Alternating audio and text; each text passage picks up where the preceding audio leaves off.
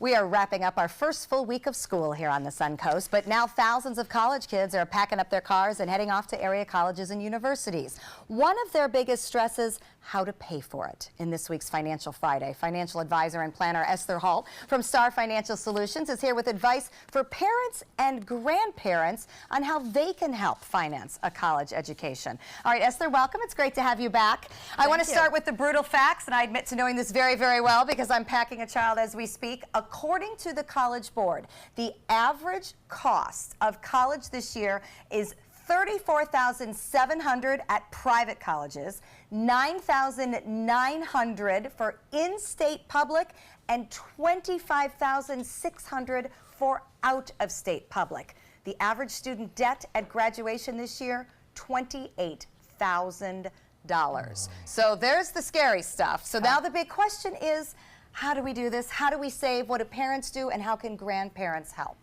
Okay, so the two most popular ways that we have is either a 529 plan, or what we call an UTMA or UGMA account, and that's based on whatever state you live in. They have one or the other, so it's Uniform Transfer to Minor or Uniform Gift to Minors accounts. All right, so to a lot of people that was all just a very foreign language. So let's break down what is a 529.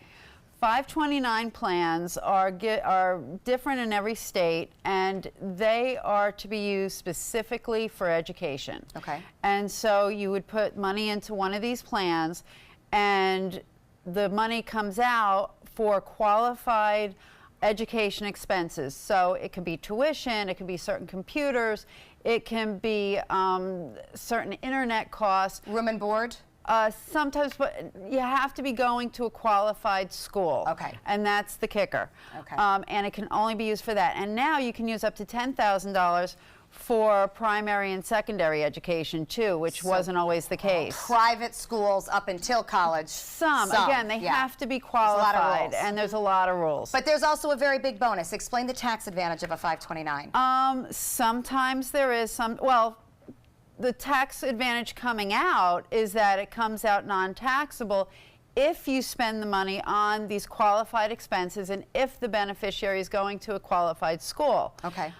If not, if you spend the money on anything else, then the gains are taxed and there's a 10% penalty. So you have to be careful. Be very careful. Question about the state part. You said there's one in different states. Do I have to use one here in Florida, or can I use one for a different state? No, you can use one in another state, and some states have a state tax deduction for putting the money in, but not all states and not Florida. So you need to be careful with that as well. All right, sounds like a professional's in need for help. Absolutely. Now explain UTMA, UGMA. Okay, so those are a lot broader net, a lot less rules. The one rule about those is the money must be used for the benefit of the child. So that means if the child doesn't go to college and they want to be a rock star, you can buy that child their first guitar or drum set or whatever. You can spend the money on a vacation with that child. You know, as long as it's spent on the child, you can buy the child clothing, you can buy the child whatever. As long as that money is spent for the benefit of the child, you're good to go. Okay, now why is that even something that has a benefit? Is there a tax benefit in using one of those accounts? The benefit on both of these accounts is that the money grows tax deferred. Actually, it grows tax deferred in the 529. In the UTMA or the UGMA, it is logistically, it's taxed to the child's social security number.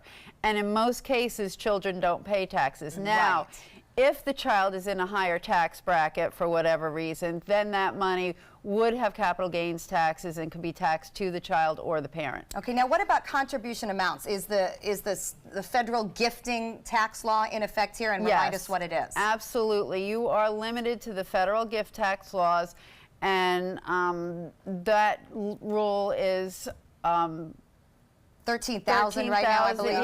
Per year. And or you could do it over 5 years. It's like $75,000 over Okay. 5 years. There's different ways to do it. So those rules you still need apply. to check with a tax professional before you do any of this. Absolutely, and that's really kind of the bottom line out of all of this is be sure to check with the tax professional. Obviously, all of this investing is subject to risk, including the possible loss of principal, and you want to be sure to review any 529 plan offered by your home state or the child's home state. So there's definitely a lot to look into, but Esther's giving us those two main options that really anybody can contribute to. Yes. And boy, every little bit helps. My tuition bill's due August 31st. Like us So to chip in. yes, if anybody would like to help, please email me. I'm just kidding. So you can contact Esther and find more financial information at starfinancialsolutions.com.